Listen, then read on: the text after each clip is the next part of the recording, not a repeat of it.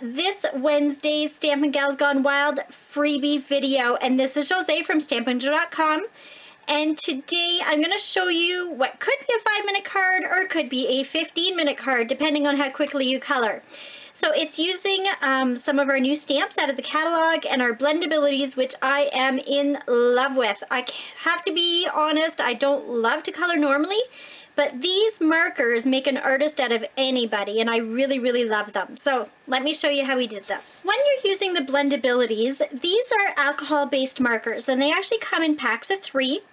And you want to use them with the Memento ink pad. This ink pad is made to be used with the alcohol markers versus our StazOn, which works best with our dye-based markers. So those are the Stampin' Right markers that we've always had. So you're going to see that they come in packs of 3 with the light, medium, and the dark. And for this flower, we're going to be using the Daffodil Delight and the Pumpkin Pie assortments, and I used light and medium for the daffodil and then the light for the pumpkin pie. So we're going to be stamping the flower from our stamp set Forever Florals, and this is a beautiful stamp set to color with. We've used this flower here. You're going to see there's an actual section in the catalog of stamp sets that were made to use for either watercoloring or for using with the blendabilities. So this is a great one for that. So we're going to do the flower in black, just on some scrap Whisper White paper. Whisper White paper is actually the perfect cardstock for using with alcohol-based markers.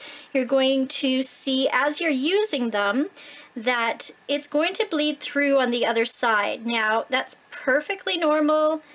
It just means that the cardstock is getting wet, which is what you really want it to do, so that you can blend in those other colors. And of course, because it's alcohol-based, it's not going to stay wet for very, very long. So I'm just going to show you a little bit of this section to give you an idea, and then I'll finish it up right after. So there's my lightest color in the daffodil. So you're going to see it started to bleed through.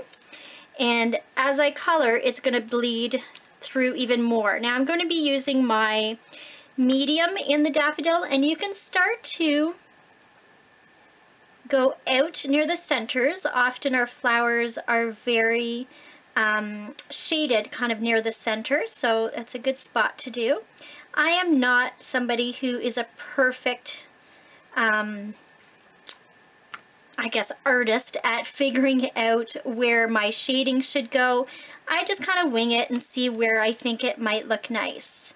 So I'm going to go back with some orange and kind of feather that through. I should say pumpkin pie, and go out, and you can bring it up as well where you had your darker spots. And I'm just using the very, very tip of that edging so that I don't get too much on there. And I can go back with my lighter color again and start to blend it. You're going to see it's going to start to give color. Now this is fairly forgiving. If you find that you want a little bit more color, you can go back in and add just a tiny little bit more, just to add a little bit more of a contrast with the colors. Then you can go back and reblend even a little bit of the medium, and then go back with your light and play around. You're going to see more of its truest color as it dries. So right now it kind of looks really wet and muddy, but as it dries, you're going to see it looks a lot nicer. So I'm going to finish this flower and then I'll be back. You're going to see at this point I've finished the coloring. It just needs a little bit of time to dry, and then you're going to see its true colors. So on the back, you're going to see how wet it gets. Again, completely normal. Now here's your tip. Make sure to really protect that edge on your markers. So what you want to do is put it down and kind of guide it into its lid. You're going to see on the inside there's kind of this round little holder that goes inside of, and I think one of the things that some people are accidentally doing is smushing their tip because they're trying to get it in like this. So it's much easier to just kind of put it on your table, guide it in, and then press it down. So at this point I'm just going to use my paper snips and just trim that flower right out as close to the black as I can. Now that I've finished cutting the flower, see how pretty that looks? And here is a tip. There's a little bit of white cardstock on the edges just because some of the spots I didn't cut right to the black line. So we're going to take that same light yellow Daffodil Delight marker and just make sure that all the white edges are actually colored daffodil instead. So it just makes it look a little bit more finished. I want to make sure that all the way around. And once I'm done, I'm actually going to take my old olive assortment, the light and the medium, and just color in that middle. So I'm just doing some spots in light and some spots in medium just to give it a little bit more contrast. And you know what? I'm going to go back and do a little bit in the dark as well. So just a few different little spots. And there you go. So our flower is done. Now we're ready to put it on our card. You can see I've already stamped and colored those two just to make things a little quicker.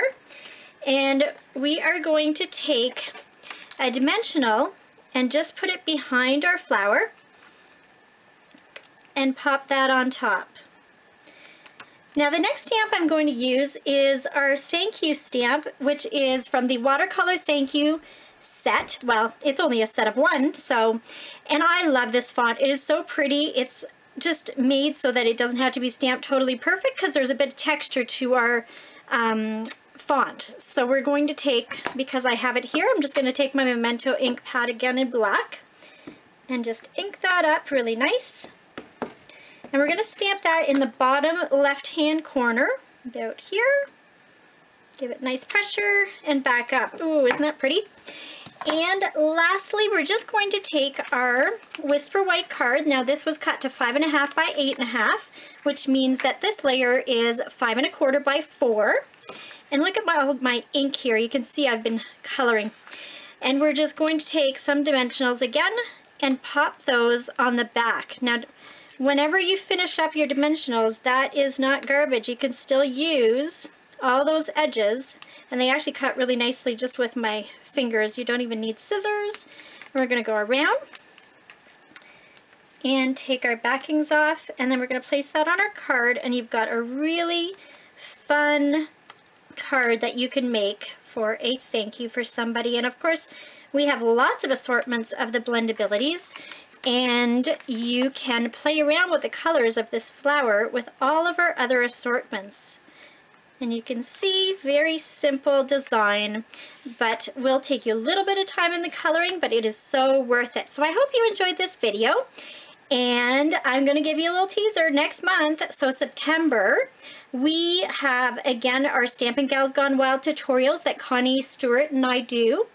And my projects for September 2014 are a Step It Up project. It is 3 different projects with banners, and you're going to see they are fantastic. I am so excited about them.